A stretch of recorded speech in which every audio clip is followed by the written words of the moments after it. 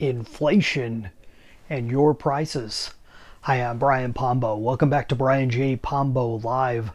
Today I wanted to talk about your business, and a common question that I've been getting lately is, should I raise my prices, especially with inflation going through the roof?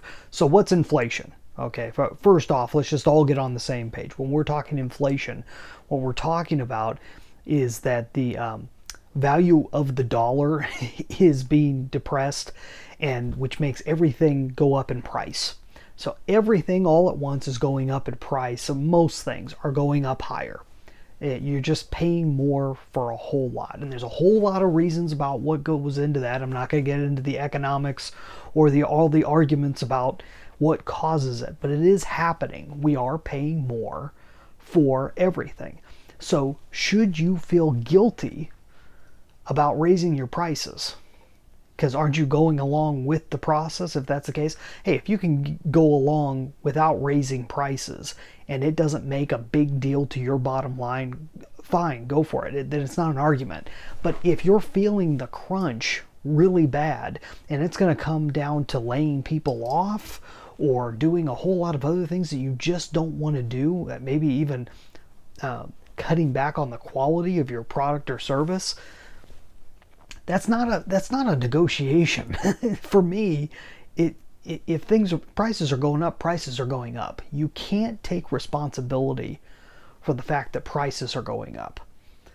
In the end, it comes out to a very simple conversation. And this is one of the things that, as I started parsing this out in my mind, I'm like, this really comes out to the most basic concepts, but it's one of those things that we don't talk about.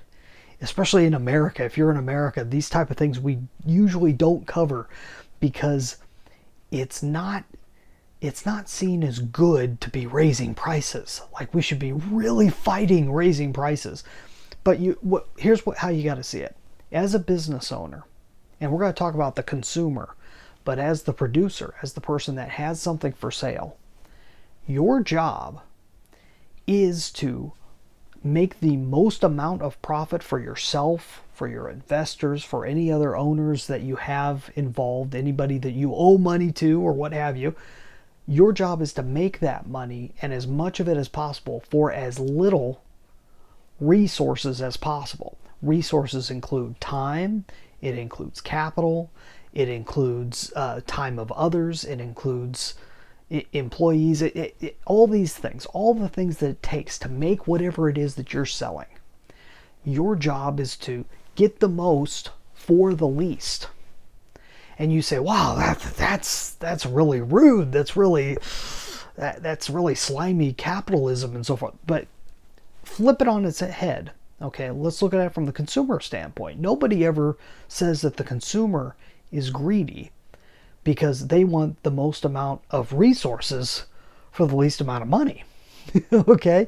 It's the same thing, it's only in reverse. There's no difference between the people because I'm a consumer in some cases, and in some cases I'm a producer. In some cases I'm selling, in some cases I'm buying.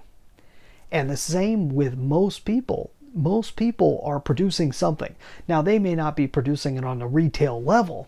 Most people aren't business owners. They're not producing something on a retail level, but they are producing usually time. They're giving time, effort, mental energy into a job.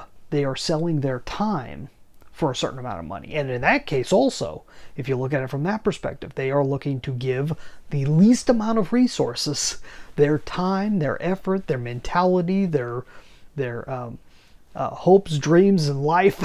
They're looking to give as little up for as much money in return as possible. You see, no matter which situation you get in, the same thing's true. I don't care if you're talking about a politician. I don't care if you're talking about a movie star. I don't care if you're talking about a person that's working for charity. The same thing is true no matter what.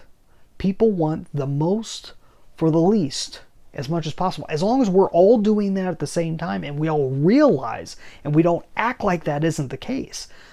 If we all realize that's the case, then we all balance each other out.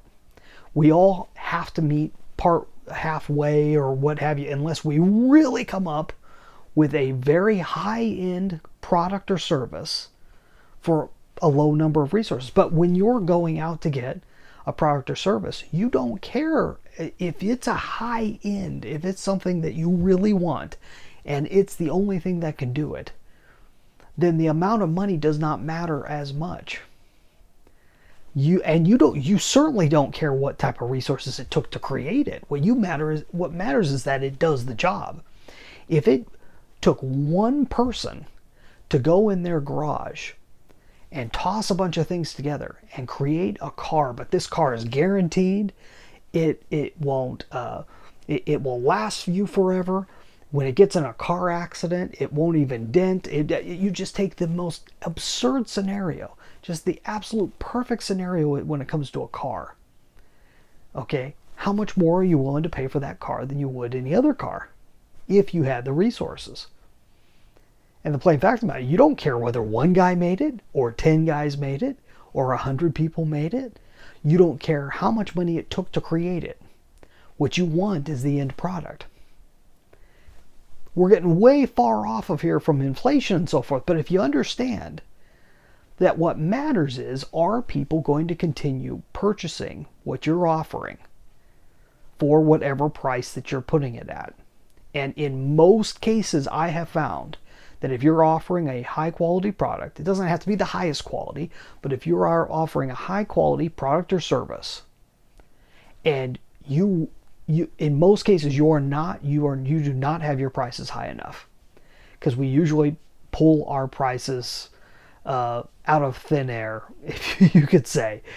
We base it off of nothing, and we never really test the high end. How far can you push the price up? Which we should. There's no reason why we shouldn't, because on the other end they could always decide not to buy, and that's okay.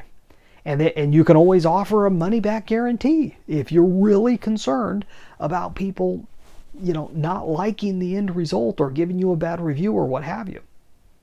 So if you lay out everything in general, I tend to be for high prices as long as you're offering a high-end product. If you're not, maybe find ways to beef up your product and then offer an even higher price, or offer a different version of your product or service that's higher end while still keeping your main product at a baseline that people can afford. That's just a little tip. Don't take on inflation as if it's your fault. You can't decide how valuable the dollar is. You can't decide how valuable things are.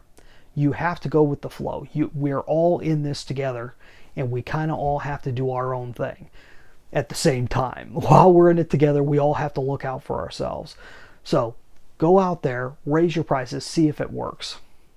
In most cases it will, because if inflation grows slowly, hopefully people will wake up eventually and do the things necessary to make it come down. Because in a true free market, what you end up having is lower prices, higher quality, and that can go further and further and further to the point where it starts making it appear that things are free.